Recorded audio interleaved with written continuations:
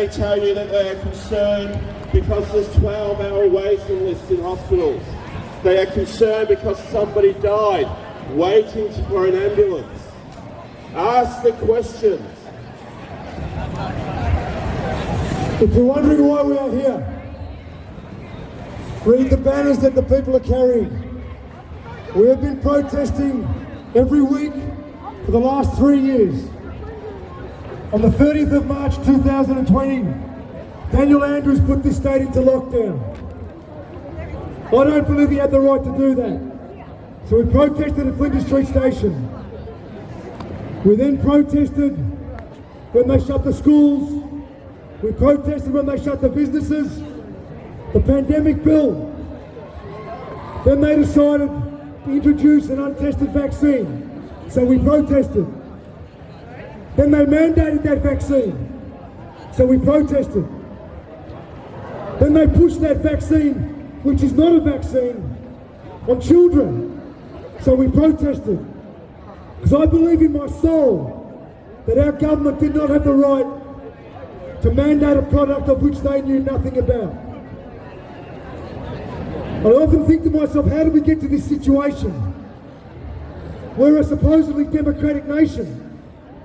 And then I had a look at how democracy, or so-called democracy, works in this country, at the federal level and at the state level. Federally, we have a man named Anthony Albanese, who received 32% of the popular vote. Anthony Albanese does not have a mandate to control your life. Preferential voting, representative democracy has corrupted true democracy. He does not have a mandate. This is a man who had a press conference during the week and cried 3 times in 10 minutes. You've all seen the meme. Weak men create hard times, and that's where we're at. I've had a gutful of being governed by weak men who are going to create hard times for our children. So then I look at the state level. Victoria, Daniel Andrews, 37% of the popular vote. This is the man who shut you in your house.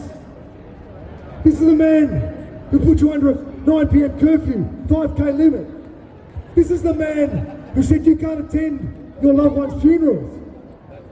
He doesn't have a mandate. He has 37% of the popular vote. He simply gamed the system. I'm just a tradesman. But I have not spoken to one man or woman who supports Daniel Andrews. I know they're out there because we have a large public service, the union movement. He simply gamed the system and he's been re-elected. Then you look at Canberra, the Australian Capital Territory.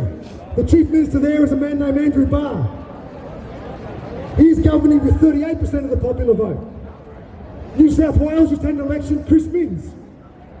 37% of the popular vote and he gained power. Anastasia Palaszczuk, Queensland. 39% of the popular vote. She doesn't have a mandate. This is the Premier who stopped people crossing the borders to see their loved ones. Northern Territory, Michael Gunner was the last election. 39% of the popular vote. Remember old Crazy Eyes, who has since retired? Maybe he knew what was coming. South Australia, Peter Malinauskas, 39% of the popular vote. He doesn't have a mandate. Tasmania, the last election was Peter Gutwein. He got 48% of the vote. Still not a mandate. The only state in this country where the Premier got over 50% is Mark McGowan in Western Australia. Mark McGowan is the man who stopped a Melbourne couple from retrieving their dead son's body after he committed suicide in WA. His name was Jordan Grace, if you heard that name, maybe you haven't. Mainstream media didn't cover it. Mark McGowan said the grieving parents couldn't collect their dead son's body. So if you go across this whole country, federal and state, around 2/3 of the people do not have the government they voted for. That is not true democracy. True democracy died many years ago. Democracy started 2,000 years ago with Athenian democracy, which is direct democracy. the men would gather in the city square and say, I choose him. Today, preferential voting represents democracy. Who does that represent? Certainly not us. Not the working class, not the families. Democracy has been corrupted by interest groups, lobbyists. Those who donate the most control who takes power. And the United States is a classic example of that. So we've now got a situation where your government is betraying the very people they are supposed to support and protect. All we are trying to do is raise awareness of how corrupt the system is, how incompetent our leaders are. We live in a system where those least able are able to gain positions of power. In a society where Lydia Thorpe has control over your life is a failed system. We are governed by weak, incompetent traitors. The definition of treason is when you commit a crime against your own country. Our glorious leader Daniel Andrews is currently in China for his 7th visit with no press. Is that treasonous? This is the man who signed us up to the Belt and Road Initiative, which is a $1.5 trillion infrastructure program by the Chinese Communist Party. He was the only premier to sign up to it, which gives China access to our infrastructure. The federal government vetoed in 2020, much to Andrew's disgust. We have a former minister in Andrew Robb, who was our trade minister, who in 2018 resigned. The next week he went to work for a Chinese man called Yi Wang. Mr. Wang is an operative of the CCP.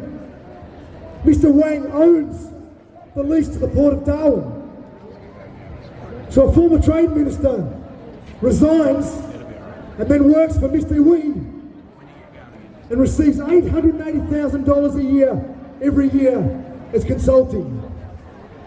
We have a former Prime Minister in Paul Keating, who's on an advisory board for a group associated with the Chinese Communist Party, and he won't disclose what his remuneration is. Let that sink in. A former Prime Minister is working as an advisory on an advisory board for the Chinese Communist Party. Daniel Andrews, 7 trips to China. The carcass of this country will be fought over by the Chinese and the globalists as they happily sell out your children's future.